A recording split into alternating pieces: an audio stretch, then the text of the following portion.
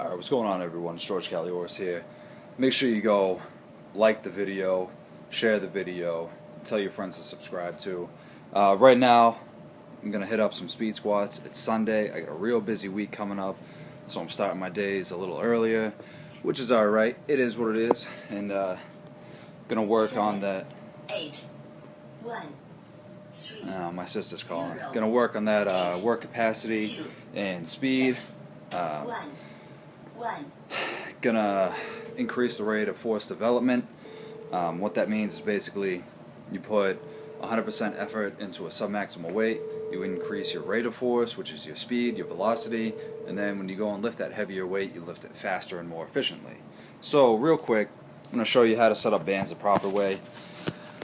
Notice, you can see the band right here is looped through the bottom of the rack. That's the correct way to do it. You don't just slide it on, because now that shortening cycle of the band is way down here versus having an extra 3 or 4 inches, whatever it's going to be.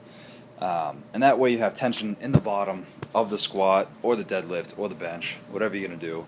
But you always want to loop the bands like that. So I'm going to finish warming up, just hitting up some back and some swing type things, some pull throughs, getting everything nice and warm.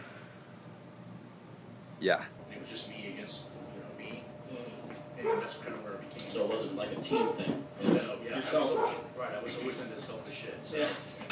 Well, it sucks, when you're on a football team or a basketball team, the other guys don't perform well, and you got a couple guys in usually like a high school team.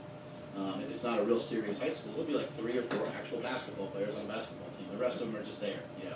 And same with football, and so it's kind of cool to be in a sport where you're just against the clock or you're just against the weight. I just remember I played nose guard, and I remember that I was so strong, even as a younger kid in high school, that every team we would play, we had other guys that played defensive tackle and stuff, but they were kind of fat, sloppy guys, and I would always get double or even sometimes triple teamed, and I was like, this is no fucking fun. Mike gets double teamed a lot. Not on the football field. Never played football once. Double teamed all the time. So that's kind of where I kind of started drifting away, even though I was probably genetically inclined. A week after that, it goes to a 185 and a double black band, a monster mini. So now we got about 140 pounds of band tension. And then I'll do that week 1, week 2, add a chain, week 2, add another chain. So I'm at top accommodated resistance and weight. I'm at 185, 2 chains, and a double monster mini band. And then the cycle starts all over again, and that doesn't change until my max rises. So this last year, I benched 606, and this last year, I barely missed 611. That means my speed work weight did not change. That's where people get screwed up, is they think if they progressively increase that weight, that they're going to get stronger, but in reality, you're getting weaker because you're overtraining your percentages. Right. Okay. So that doesn't change until your max effort strength changes. Some of the things that get tricky about speed work is like, people are sometimes confused about how fast it should look and how fast. Is the goal to progressively move the bar faster over a period of time? Well, you only get so fast. I mean, and that's the thing is, but you want to stay in that range. So the old literature talks about 0.7 or higher meters per second, which is pretty fucking fast. But the progression is this to maintain the speed while the strength rises, so you're able to increase force production. So basically, what that means is that as I slowly increase the weight on the bar due to my max rising, my force output becomes greater because my acceleration is the same, but the weight is heavier. But this could take 8 to 10 years. And that's what people don't want to hear. Well, I want to get better next week. Well, it doesn't work that way. Do you mess with tendo units or anything like that to measure your speed? Well, back in the day, when we all trained at Westside, we were big into those tendo units because we were first learning speed. So when you were there, early 2000s, and I started showing up on the weekends, early 2000s, we were using the tendo unit a lot because we didn't understand speed work. Right. But then once we figured out it was over 0.7, You're trying to get a feel for it, basically. yeah, and even back then we were using speed work too heavy.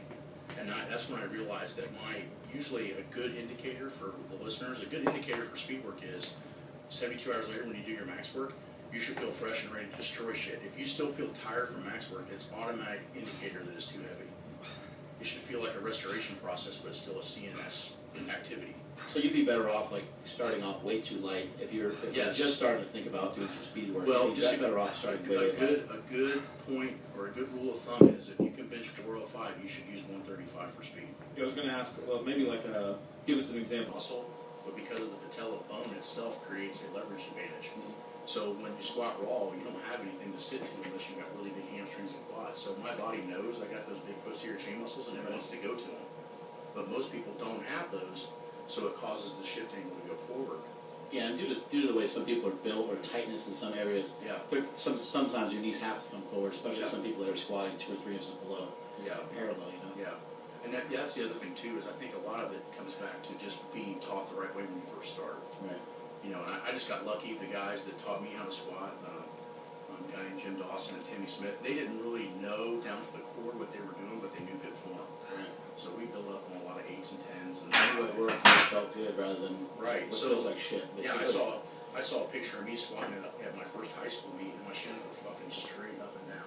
And I was just thinking, damn, I got